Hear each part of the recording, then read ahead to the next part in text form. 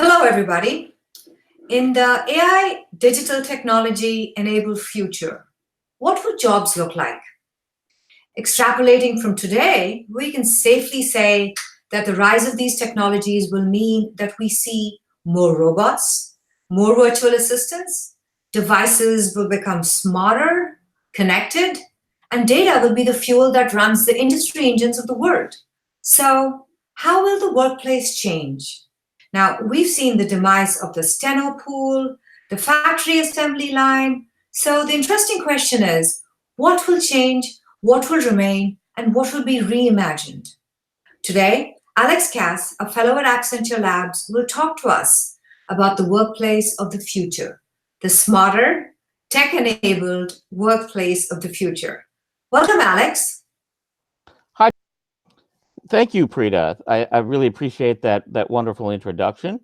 And also thank you to everyone out there who is kind enough to spend some time with me listening to what I have to say about this topic, about which I have a great deal of passion. Uh, what I want to talk to you about today is the impact of digital technology and AI on the future of work. And I've sort of given the subtitle to help emphasize the key themes we're going to talk about, which is the role that technology can play in amplifying individual competence, facilitating collaboration, leveraging community, and accessing crowd. Uh, so, uh, Before I launch into the main topic, I just want to do a little bit of introducing myself. I am Alex Kass, and I am a fellow, as Prita said, in Accenture Technology Labs here in San Francisco. My background is in artificial intelligence. I have a PhD in computer science. Um, and my passion is really about using technology to improve the way people work. So while I have studied how to make computers smart, I really focused largely about how to use computers to make people smart, people, teams, and organizations. So that's my passion, and let me tell you a little bit about the work we do in that space at Accenture Labs in my team. Uh, we do what I call applied R&D, and I have a particular approach to the R&D methodology that I wanted to emphasize before going into specific projects. So you can see that across different kinds of things we're trying to do, we're using a similar combination of empirical study, uh, technology implementation, and innovation. And I think this is something that Accenture Labs is particularly well suited for because we have practitioners with expertise in so many different industries that we're able to start by asking what are the big challenges that are being faced in various workplaces, and then understand what kinds of technology is available to perhaps help meet that challenge, then form a vision of the kind of transformation that technology can help achieve, and finally to implement that, test it out, and then develop more advanced technology to address issues that we find with the initial solutions. So we start very much, one difference between how we work and maybe what some academic researchers might do is we don't start by asking what's the hardest problem we can solve. We start by asking what are the challenges that practitioners in various places are having? What are the challenges that the market is delivering to the workplace of today? Then develop the most minimal solution we can, test it with actual users, get feedback, and then solve the really hard problems that present themselves after the minimal solution is put in front of users. So when it comes to the workforce, one of the things we did before really even determining what main topics we were going to focus on was we did extensive study, not just of places where Accenture had helped, but what leading companies were doing to transform the way work went on in their companies, And these are all publicly available case studies.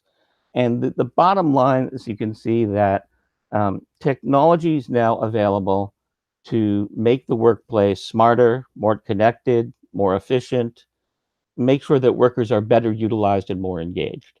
And a lot of companies are doing some of this and getting some benefit. Uh, in a somewhat conservative way, where the easy step to do is to take the way you do things now and just use technology to amplify your existing processes. What leading companies are doing are really reimagining how those work processes can be structured, rethinking things like what can be done in a distributed way, um, how decision making can be moved more to the edge, um, it, and in general, how technology can not just improve, give you a little bit of increased effectiveness in doing what you do, but help you reimagine the whole structure of the work process that you execute. And one of the things that I found interesting when we did these studies is that even though we looked across a very broad range of industries, we found that there were a few, these six that I put up on the screen here, a few patterns of change that came up again and again. So what we've been focused on really is, and as we go to the next, drill down to the next level of specificity, you'll see that we work at different levels of the workforce. You'll see that we do, sometimes we're looking at physical work, sometimes we're doing purely digital work, but these same sort of transformational themes will come up in various contexts. So the way I want to get you thinking about how technology is going to change the way work gets done is to be thinking about it at these three levels: the individual level, the team level, and the organizational level. And we'll talk about some projects at each of these levels. So at the individual level, a lot of times what we're talking about is some form of intelligent assistance for the individual. For physical work, it may be something like extended reality to help deliver knowledge while you're doing the physical work in a hands-free way. For digital work, we'll talk about a project that we did that was about helping to bring intelligent assistance to a very complex and unstructured part of the software development process. At the team level, you'll see that there's quite a bit of new kinds of teaming issues that's challenging the workforce now, and new ways that technology can help address those. In particular, you'll see that there's two kinds of big changes. One is that we're working in a much more distributed way, and the other is that machines and humans are working in much closer collaboration. And those both raise certain challenges, and we'll talk about projects that address those challenges. And then finally, at the organizational level, I think there's a big desire now to break out of the traditional way that workers are organized into workforces, and that talent is matched to projects. And you can see that in what's sometimes called the gig economy, but we'll talk more specifically within a company how some of those gig economy technologies can be used to free us from the domination of the org chart, and make assignments that much more closely match what the best thinking for any particular project, much more efficiently allow a company to match the best talent for any given project to the work that needs to be done at that time, not just use talent that happens to be within the part of the organization that's working on that. So again, just to make sure that I can make this actualize those three levels. I'm going to actually go in the reverse order from inside. The way I introduced it was inside out, from the individual level to the organizational level. Let's start at the organizational level and talk about how the organization can leverage community and crowd. Then we'll go down to the team level and talk about amplification of collaboration.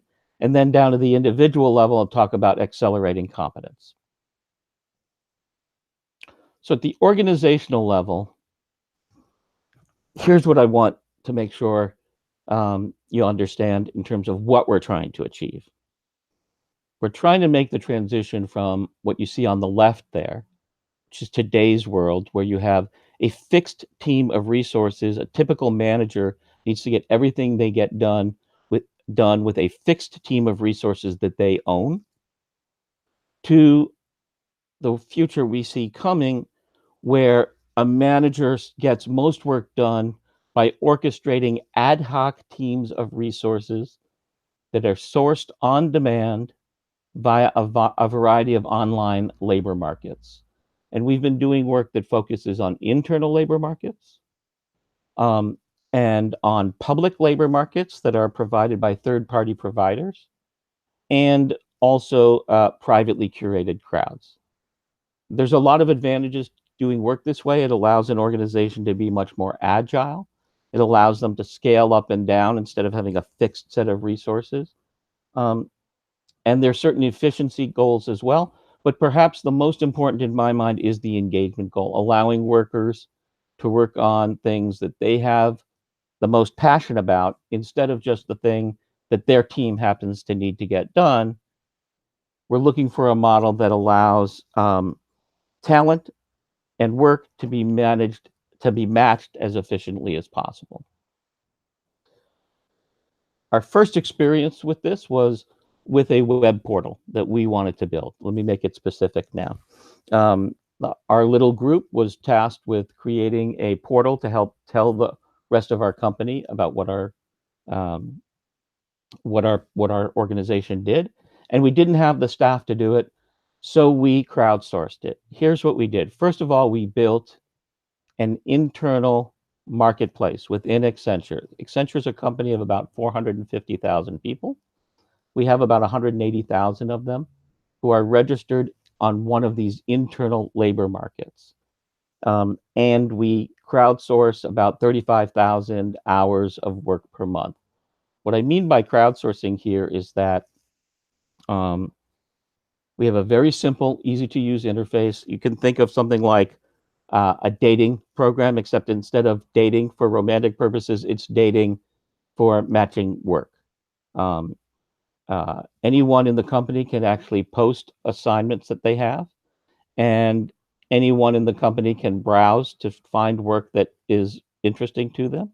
And if there is a match, this is where the intelligence comes in. When your profile, your experience matches the description of what's needed to do a task, you'll get an email to notify you that the work is available.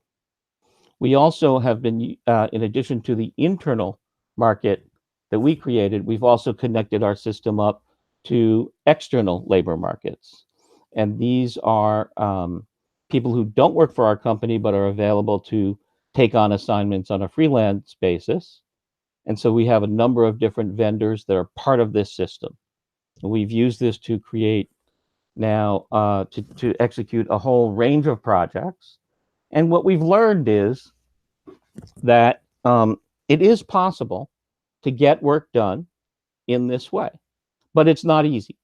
And this is the sort of first part of that cycle of realizing that there's a need to sort of be more agile in how work is assigned to people, then building a minimal platform that I just showed you, then testing it out. And what we found is that as soon as we put the platform out there and we started posting work, there were people who would respond. And you were able to put together a team of, for example, on that portal that I showed you, with 18 people, half of whom were crowdsourced from within the company, half from outside. They'd never met each other.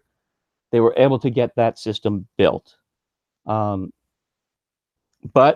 it was extremely challenging for the project coordinator to get that to work. It took a bit longer than we would have liked. And we started to realize that to scale this required more advanced technology.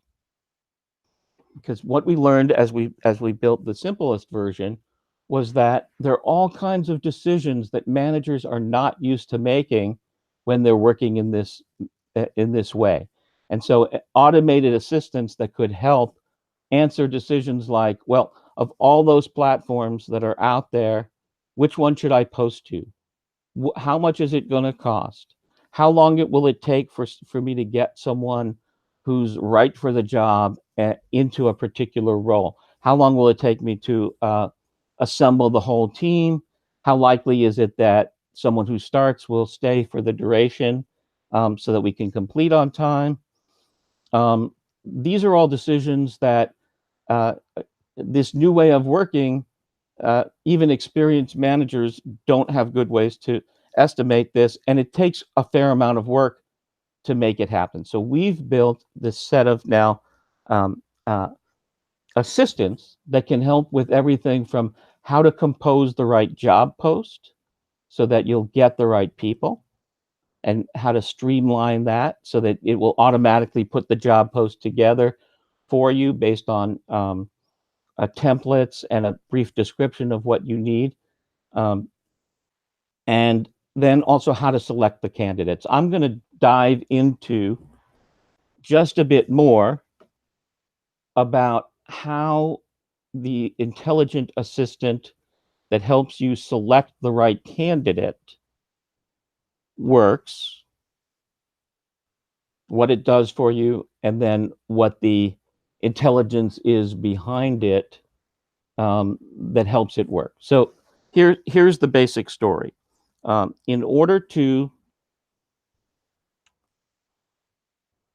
when you post to one of these platforms, you are likely to get somewhere between 5 and 10 candidates for each role that you want to fill. And that's very exciting because it's often very difficult using traditional methods to find even one person.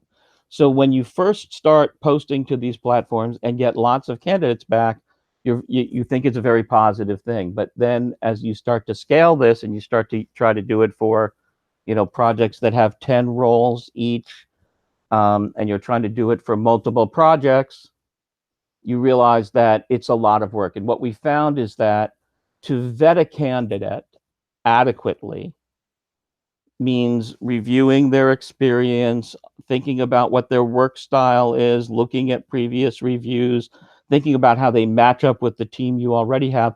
It was taking about 20 minutes per candidate just to review them. And so what we did was we built a system which can eliminate that work. If you think about 20 minutes per candidate and you have 10 candidates, you're talking about more than 3 hours for each role just to vet the candidates that come back. So what we did was we built a system that analyzes the profile of the candidates you get back, matches them to the work description that you have and the team you've already assembled, and advises you so that you can see this is in the example I'm showing here. It's got one candidate that's saying this is the recommended candidate, and then this little donut graph is showing you why it has ranked this number one. And if you decide, well, okay, there's something about this candidate that I see doesn't seem like a match, you can then drop down to the other recommended candidates and it'll rank them that way. And you can see why. Maybe you decide one factor is not as relevant to you as the system thought it would be, and so you can drop it. But you don't want to do that too often because the system is pretty smart about how it does this. So the details of how this works, we have published this in a paper, which I'm happy to send folks, or they can find it online. It was published in the most recent conference on software engineering, that as you can see on the screen. Let me just give you the high level understanding of how it works and what we did. And it's a combination of, again, going back to that theme of close observation and then implementation based on our understanding of the business issues. What we did was, as we interviewed people who were using this kind of crowdsourcing technique, we determined what are all the factors that they are taking into account. And so you can see in this chart here, these are the key factors that we found are relevant to deciding whether this is the best candidate for a job. And these are all factors that you can get some data on from the online profile. Then what we did was we handcrafted algorithms for each of these factors, how to determine whether, for instance, the one on the right here is the algorithm we use for determining how much experience someone has on doing similar jobs, this box right here. So we built these algorithms for each of these boxes, and you can see it's a relatively straightforward to understand what it's doing, although each step does involve a fairly complex activity in some cases. So, for instance, in order to determine whether a candidate has similar experience to the job that you're trying to staff them on now, you have to look at the title of the job they did before, look at the description, and do a match, essentially, of each job that they have listed in the past that they were rated well for, and see how close is it to the job that you need to do. So there's a matter of parsing the language and then taking some essentially mathematical approach to determining the similarity metric. So we created algorithms for intelligently doing assessing each of these boxes, but then we used machine learning for the system to determine how to weight the boxes. So you'll get a score for any given candidate for any given project. You'll get scores for each of these factors. And then the system basically uses machine learning to determine which of the factors is most important. And we were lucky to get historical data on thousands of transactions that had been successfully completed on one of the online commercial platforms. We partnered with them, they gave us data, and we used that to train a system so that, going back here, that's how it's able to give you a recommendation based on the weights that it's learned are going to be relevant. So in some cases, for instance, it realizes that for certain kinds of work, being in the same time zone as the other team members is going to be the most important factor, whereas for other kinds of work, having a lot of experience doing a similar job is the same factor. So it recommends the weights based on the type of work it is, but it also allows the user to adjust the weights if they think that for this particular project they want a different kind of importance for some reason. So it's a combination. The results wind up being a combination of the expertise that the manager brings and the expertise that the system brings to get you the best candidate applied to each job without all the work of having to do the vetting. So we're really excited about the way that this can facilitate this use of this new paradigm. We think that there's a lot of this kind of work that's going to be needed to get this paradigm from where it is now, which is something that people use occasionally, maybe for odd jobs and for things that are around the edges of what their company mainly does, to becoming a mainstream way that the work gets done. One other thing I want to say about this kind of intelligent assistance before I move on to the other projects is that in addition to making it efficient and effective, we care a lot about making this paradigm fair. And one of the things we're concerned about is that when you work in this way, where you have to essentially constantly applying for new work in this freelancer kind of mode, that this kind of paradigm turns everyone, even if they work in the company, into a kind of freelancer that's getting hired for each project, that we want to make sure that people are treated fairly across gender, across different ethnic groups, and so forth. And so, one of the things that we've done in the one of the kinds of things we've been developing technology for is to ensure fairness. As just one example, it turns out that even the job posts you make can implicitly um, appeal more to one gender than the other, even though that's not what you had intended. So we've developed technology that will critique your job post um, in and help you produce a post that will that will be broadly embraced across gender lines. That's one example. Um, okay, so I want to move on now from this organizational level to the team level. And at the team level, there are really two interesting possibilities that you should consider as you think about the future of work and that we're trying to facilitate.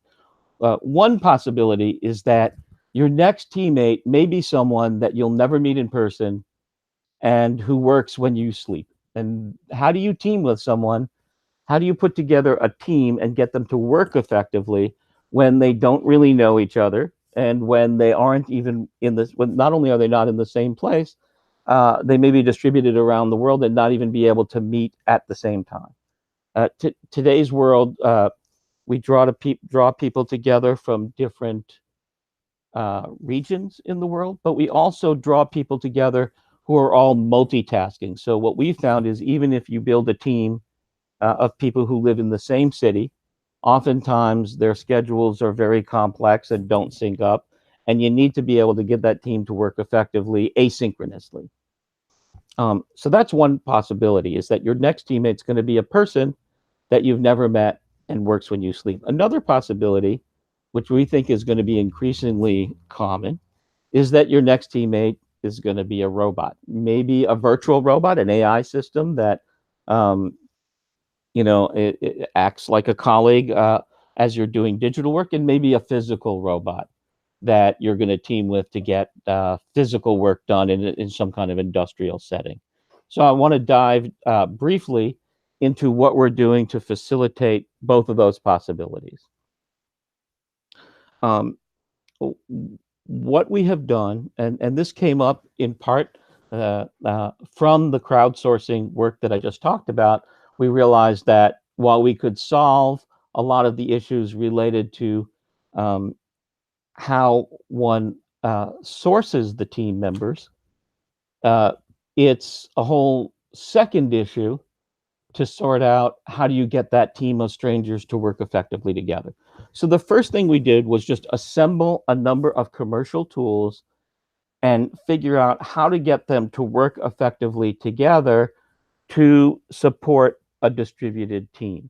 A lot of the tools that come into play here are um, digital collaboration tools that are persistent across sessions. So the one that I'm illustrating here, we have a digital whiteboard that allows you to do innovation exercises or team planning exercises uh, virtually, but also asynchronously. So if I'm working with you while Preeta is sleeping, let's say, or busy doing her other jobs, then when we leave, she can rejoin, pick up where we left off, and help. And we've got asynchronous chat tools, asynchronous whiteboarding tools, storyboarding tools, all the tools. What we did was look at all the tools that people use when they do these kinds of digital innovation projects,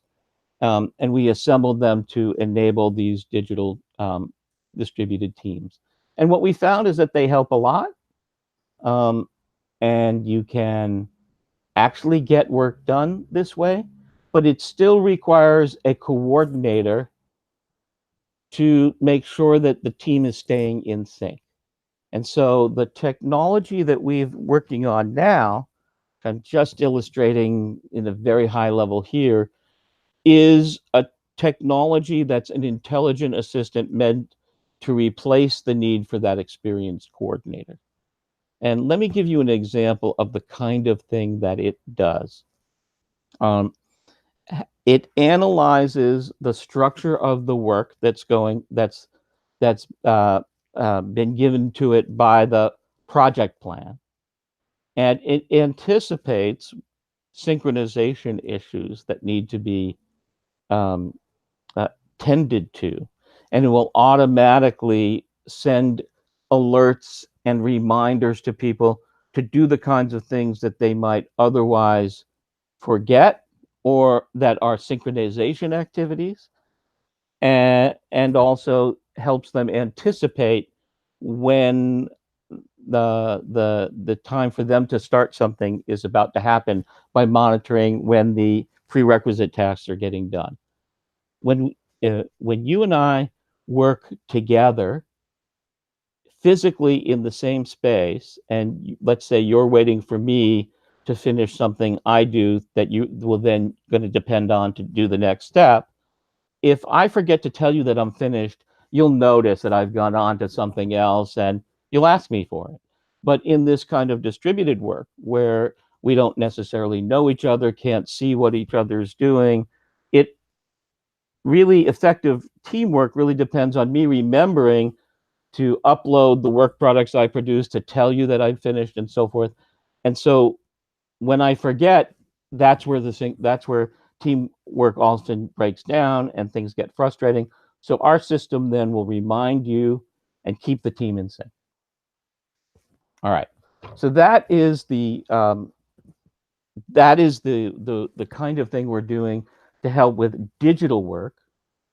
Now with physical work, a lot of the issues that we're looking at are related to how are you going to work effectively in a world where your teammate is a robot.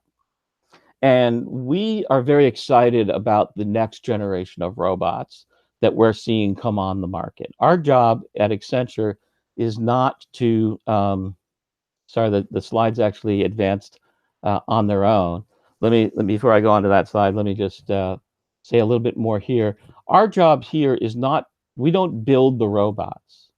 What we're trying to do is to develop the software infrastructure and intelligent interfaces that allow robots from various vendors to team with each other and also to team with the human workers.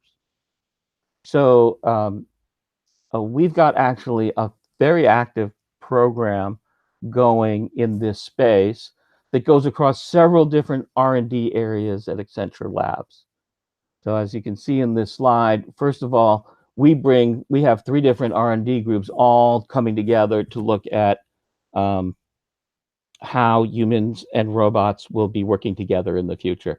We've got the artificial intelligence group thinking about how to do things like get the robots to recognize each person and thing in their environment. We've got the systems and platforms group, which is focused on um, getting the architectural level right and the basic tools of robotics to work effectively. And then we've got the digital experiences group, which is focused on how human robot interaction is going to work more effectively. So how can we move from just getting basic interactions with a robot to be more natural to a place where we can really talk with a straight face about human robot teaming. If you want to be able to imagine a future in which humans and robots are working together as humans to humans do now, you have to be thinking about what does it mean for the robot, not just to do its job, but to understand what it means to team effectively. If you ask a robot to do something, um, and it goes off in a direction that doesn't look like it actually understood you, that's very disturbing. And it may be that it didn't understand you, but it also might be that it understood you, um, but it had something else it had to do first that someone else had asked it to do, or it had a reason why it's doing it in a slightly different way than you expected it to.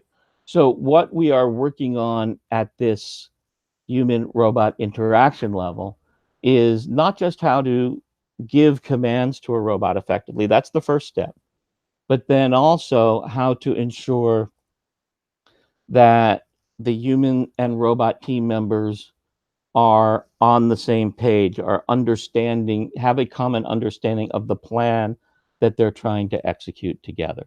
That's the conceptual level. And in order to get this done, in addition to bringing a lot of resources from Accenture labs to this problem, we're also working closely with several different universities, our academic partners that are at the top of the screen, and with a number of different robot vendors. If you come to our labs and visit sometime, you'll see a bunch of different kinds of robots roaming around the lab, because our goal is to create an environment in which they can work effectively together.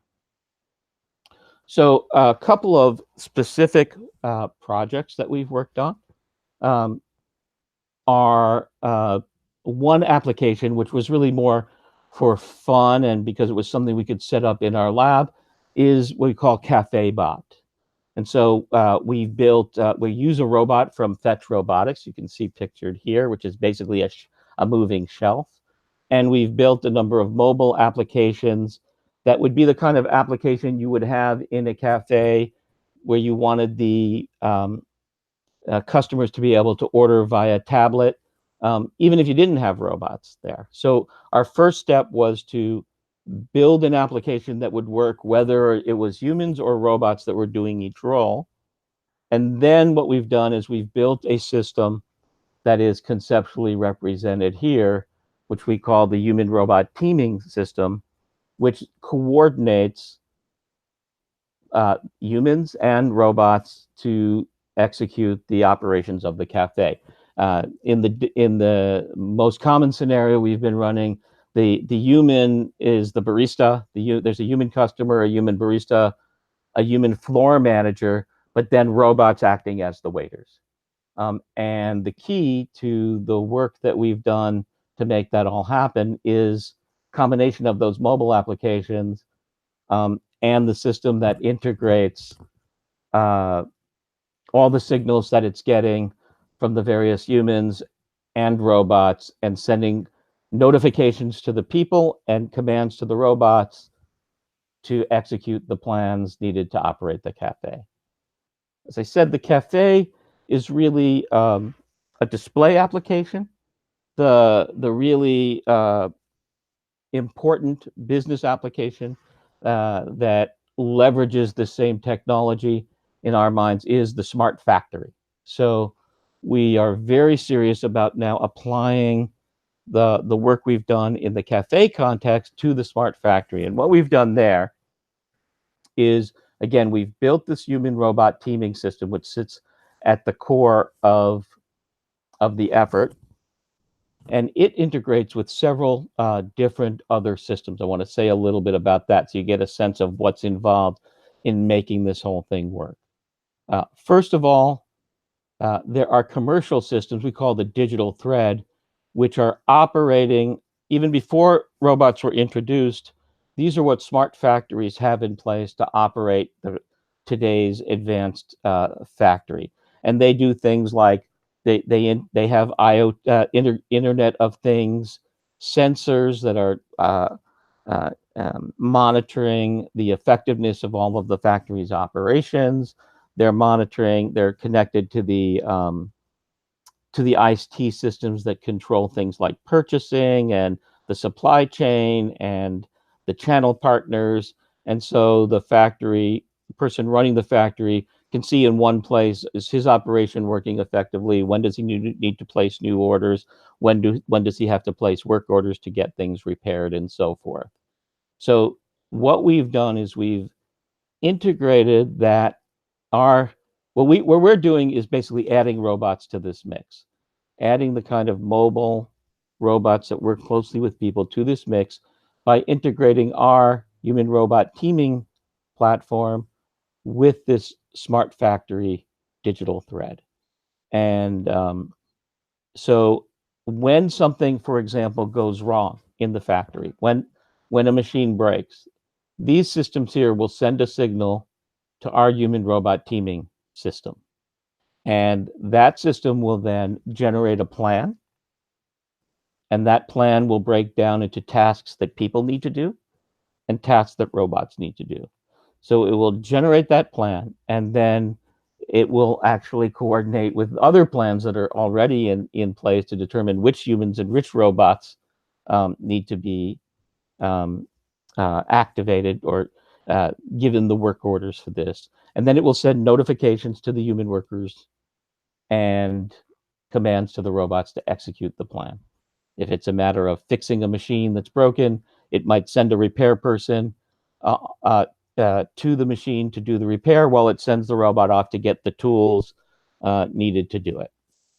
So our system is doing a range of things that include interpreting commands from the human workers, coordinating the workers, managing, helping the floor, the person in charge of the entire scene set priorities for which tasks will be done first, and so forth.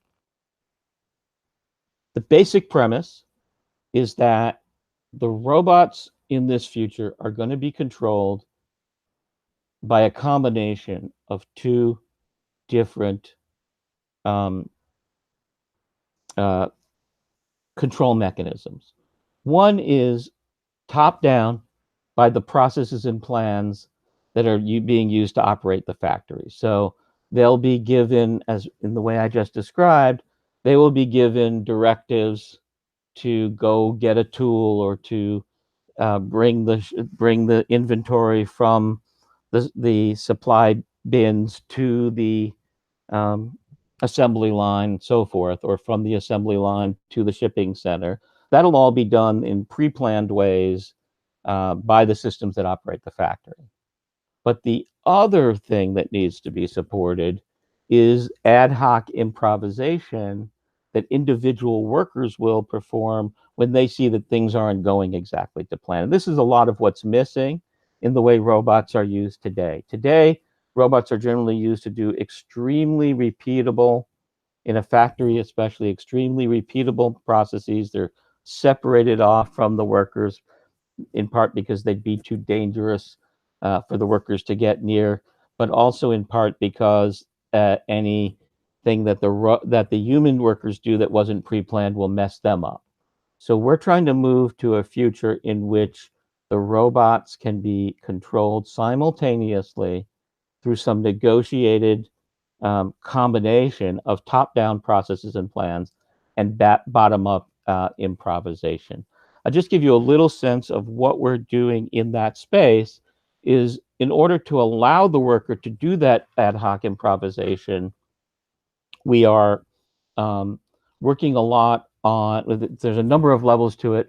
One level is just allowing the worker to use natural gestures that they can use to operate the robot instead of specialized commands or controls. And so let me bring up a little video of Torian here explaining some of how that works.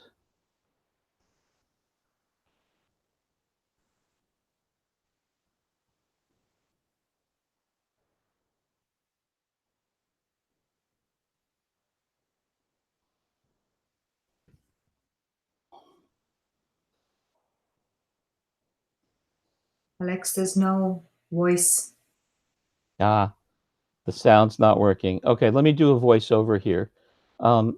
So Torian is now, I'll give you a little sense of what's going on here. You can see the video on YouTube if you're curious to see him explain it, because he does a good job. But you can see he is wearing a band here, which is sensing the electrical impulses in his muscles, essentially.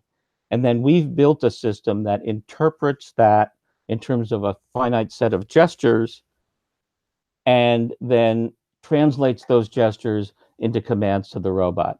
So as Torian makes gestures, it goes up to the cloud, and there's commands to the robots, and you can see now he'll use a similar set of commands, a different command to tell the robot to now go deliver the thing.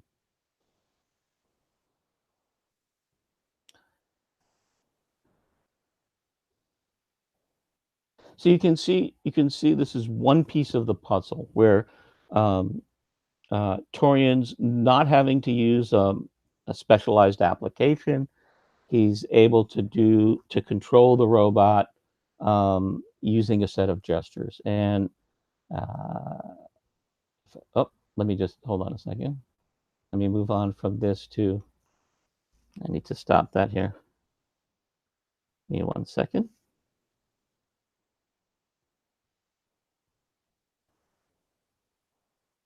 I know you couldn't hear that, but I could, so it was going to distract me. So what we've done, again, getting back to the main methodology loop I was talking about, is we've studied what kinds of gestures are people using in practice. So this is a set of gestures. It turns out for things like excavation, when you're doing a large construction project, there's a standard set of gestures that that practitioners use. And actually, practitioners can join a job and work with each other right now without even having sort of agreed on anything in advance, because these have been standardized across the industry.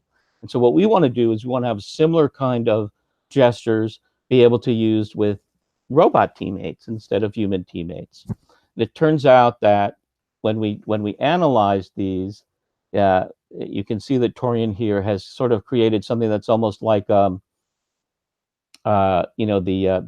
chart you have for chemical elements, the periodic table. This is the periodic table of hand gestures, and he's divided them into different types of hand gestures that correspond to what different kinds of sensors can detect. So, for example, the armband he was wearing is pretty good at detecting sort of static one-handed gestures. But these other kinds of gestures, it's not as good at. And we have other kinds of sensors that include visual recognition sensors and others, each of which is good at detecting some aspects of these gestures to be able to distinguish them from each other. And a lot of the work we're doing now is using machine learning to combine the different sensors to be able to reliably detect and distinguish between these kinds of gestures, even across different individuals. And that's not an easy. That's a difficult problem, and we're in the midst. Our system's getting better at it, but still not perfect. And I think this is an interesting kind of thing that you're going to see. Sorry about that. This is the kind of thing that you're going to see people who are focused on getting humans and robots to team together increasingly focus on as they move forward. How do we get the kinds of things that humans do to signal each other to now be things that humans and robots can do to signal each other? Another issue that we're dealing with is when you saw that video of Torian, you may have noticed he gestured the robot to go do something, and eventually it went and did it. But it took a while because there's latency, and the robot may actually have to do some complex computation to figure out how to do what it asked, and so forth. And that in itself is a barrier to adoption. People don't like having that kind of silent waiting when they've asked for something to be done, because they don't. There needs to be more interaction mechanisms in place to give the person confidence that what they've asked to be done is actually going to be done.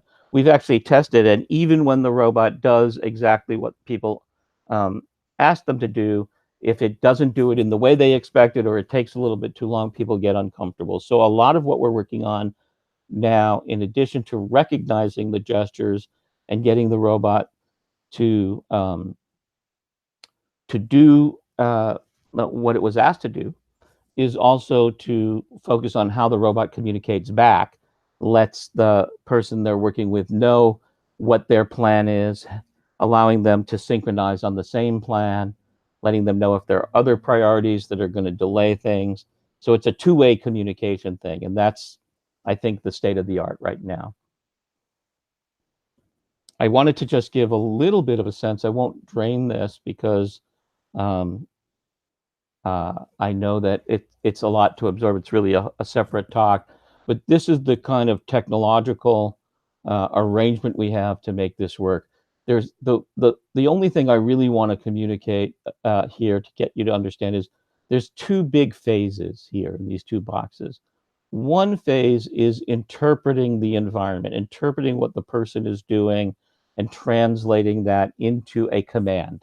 So the same gesture from two different people, actually a slightly different gesture from two different people might be the same command, but also in some cases, the same gesture from two different people uh, may mean two different things. So if I wave at you, given my role and so forth, that may mean I want you to go back to the charging station. Whereas if the repair person waves at you, it may mean that he wants you to go get the tool that he needs next. And so there's a whole context dependent process of, first of all, just detecting what signals are being given and then translating them into commands.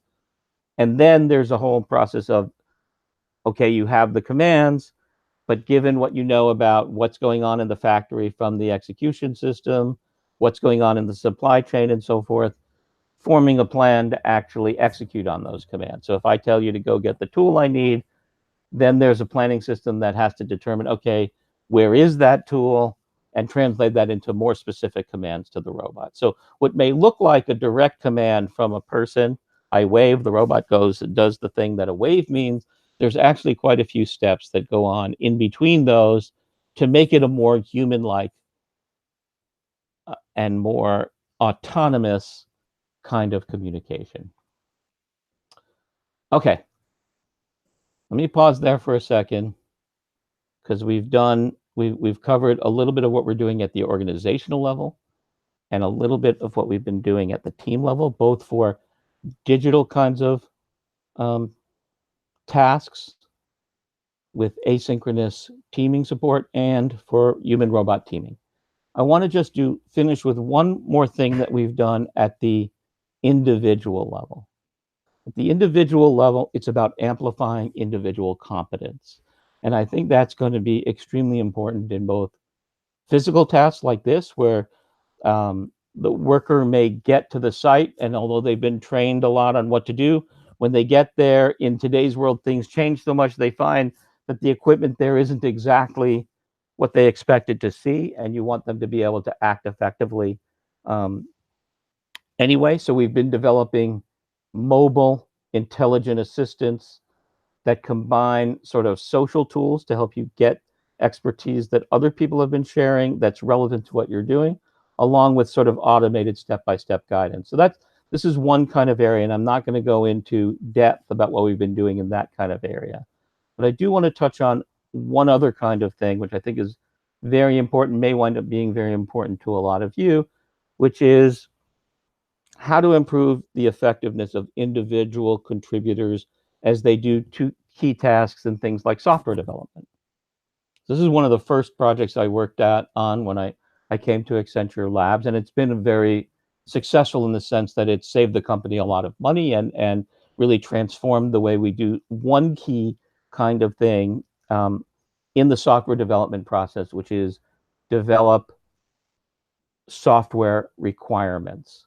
Of all the stages in the software development process, from uh, design, testing, and so forth, most of those can be fairly formalized because they deal with the symbolic representations that computers use. But software requirements are written in natural language, and every attempt to make them more formal has failed because they have to be in a language that even non-technical stakeholders can relate to.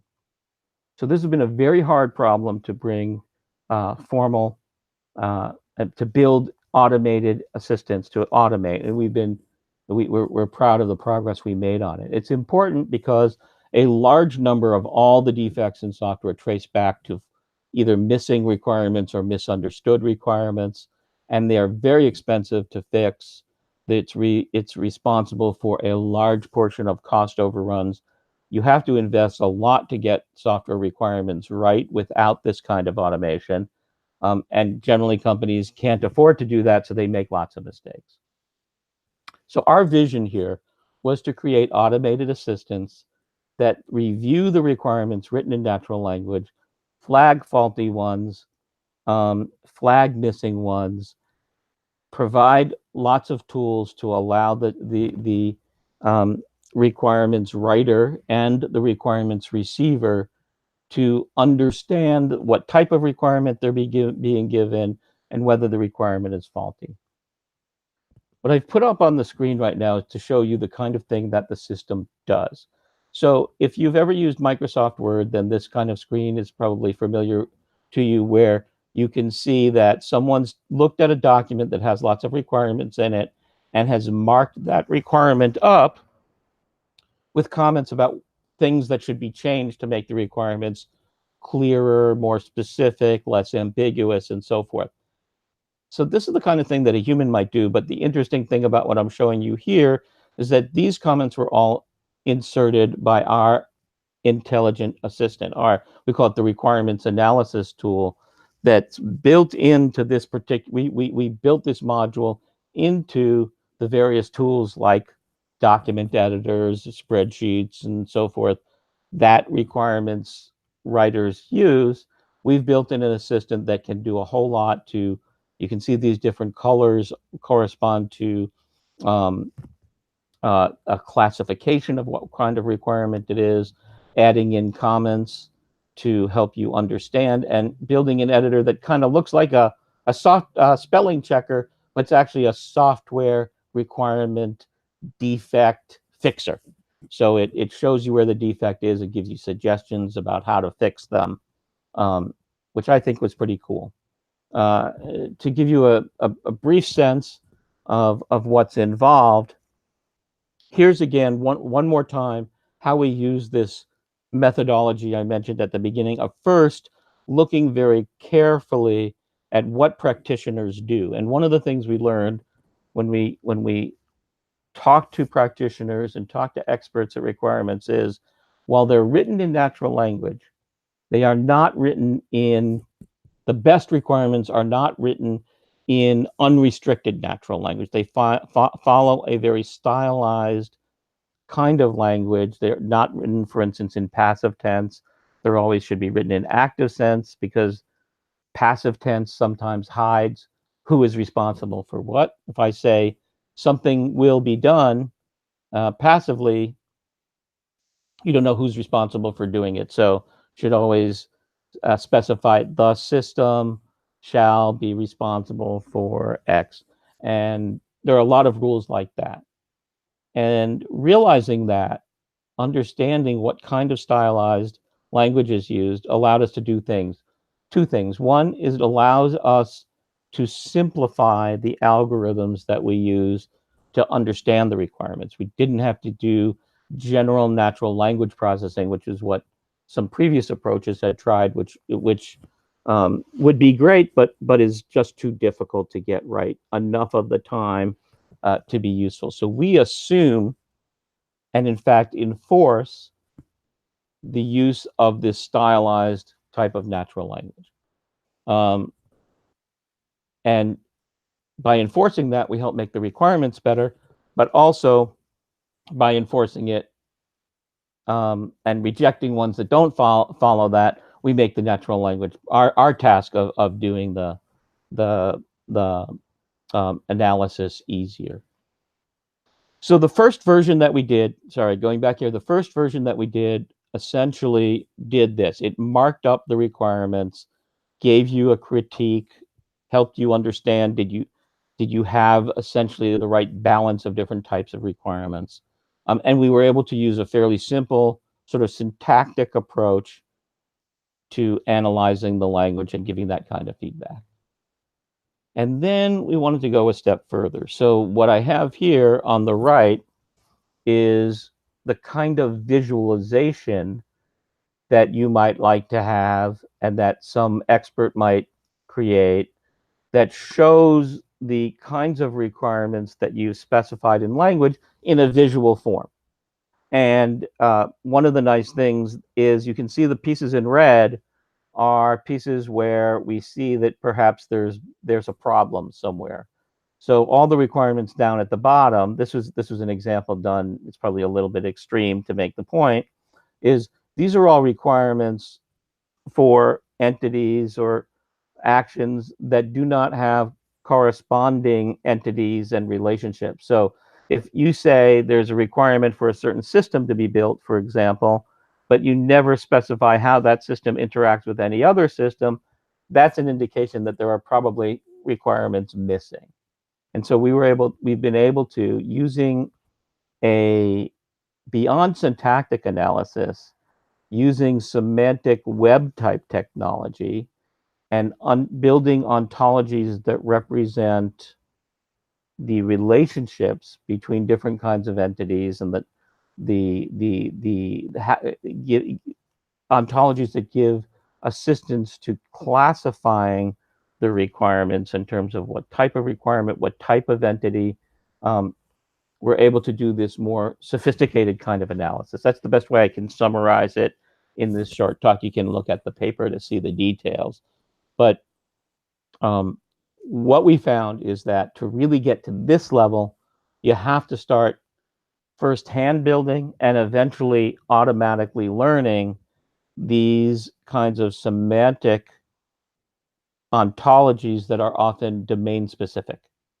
So our system gets smarter as you build in more and more knowledge of the industry that the requirements are about, or about the type of technology that the requirements about. So what we have now is a system that can do the basic analysis, give you some assistance across any requirements that you're going to write, but then can give you more sophisticated analysis if you've given it a semantic ontology, a representation that's industry specific. And I think these systems will really get smart as the machine learning technology needed to learn these ontologies automatically gets more sophisticated. Okay, that is basically what I wanted to cover today. Just to summarize, the one thing I hope you will take away from this is that there's a lot of exciting change happen, and a lot of different kinds of technology that can be applied to help us reimagine how various kinds of work gets done. And they're different in different kinds of work, but in all cases, you need to think about the individual level, that team level, and the organizational level together, and apply the right technology for the right level. And that's what I had to say today. I hope that was interesting. I hope it was. I love when I'm able to react directly to the audience, which obviously I couldn't do today. But I hope you got a sense, at least for the passion that we have about this this kind of work and the kinds of possibilities it's going to bring to the workforce going forward. Okay, Preeta, back to you here. Thank you. Do you have time for a question, Alex? Sure. So here's what I wanted to ask you. Mm-hmm. This is fascinating. Did you know when you went to undergraduate, and I think you went to Brown, did you know that you wanted to do, let's say, AI, computer science at that early age? No. And how did you find out? So you can see a little bit of gray hair here, because what I'm going to say won't make sense unless you understand that this was quite a while ago. I knew what a computer was when I went to college, but for example, I had not really any idea what engineering was at all. And I didn't really know the difference between a computer repair person and a computer scientist. And the whole notion that this kind of thing could be a career, and an intellectually engaging one, I had no idea. And I think that's maybe that's a defect in my high school education. But it wasn't really until I got to college, and I happened to have a friend in the dorm who was very passionate about computer science. And he said, "You're not taking any computer science? What's that about?" And he said, "Why don't you come over to the computer center with me?" Back then, you only could use computers at a computer center on campus. No one had their own. And I think we started by playing a Star Trek game on the computer, which was a very, very primitive kind of Star Trek game. And I started to realize, oh, these things can be kind of cool. And then I took my first class, and then the passion hit me, and it was off to the races. Awesome. Thank you. Do you have any advice for the students who are watching your talk on how to create a career in the kinds of AI, machine learning, NLP that you talked about today? Yeah. Sorry, I'm just going to take a sip of seltzer here. Um, I think, I mean, there's two different kinds of careers you can be contemplating. If you're contemplating an academic career, it probably still is largely about just going very deep into one particular kind of approach and so forth.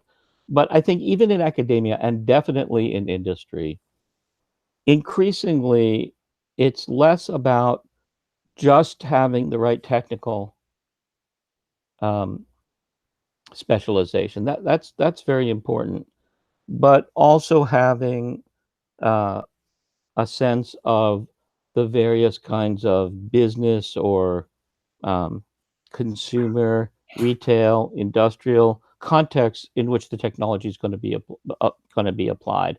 I think the most interesting work going on right now is taking insights that are very technical about how to create the right algorithms and combining them with insights about um, uh, what kind of change this might envision in industry. I also think I'll leave you with one other thing, which I just started to be exploring, is that increasingly the boundaries between computer technology, IT, and the physical world are becoming more and more blurred. And so I think in the next 20 years, in the last 20 years, people that worked on software could say, I'm just a software guy, and or I'm just a software gal, and that's what I do. I think increasingly you're going to see, no, it's about understanding how sensors work, understanding smart materials, and how computation and smart materials are going to be used to enable a whole new kind of way to do things like construction or apparel or all kinds of things like that. I think that the boundary between computational sciences and biological sciences, as another example, is also increasingly starting to blur. All the progress in biology is increasingly tied up with the ability to do compute, but also the models of compute may in fact start to become very heavily influenced by various levels of biological understanding, from say neuromorphic computing, focusing a lot on how the brain works, but also now we're seeing interesting advances in just how individual cells can be used to do computation. So when you look beyond the traditional von Neumann model of computing, you're starting to see a lot of blurring between the physical world and other kinds of sciences and computer science. And guys like me are going to be kind of left behind. It's going to be the next generation that sort of studied how they work together. That's really we're going to depend on to make all the progress. That's wonderful. That's really very nice and very helpful. Thank you so much for spending the time this afternoon time with us today. And thanks again for sharing all those the journal articles. And once again, it was lovely. And thank you again, Alex. Thank you, Prita. Thank you, everyone who has spent the time with us today. Bye bye.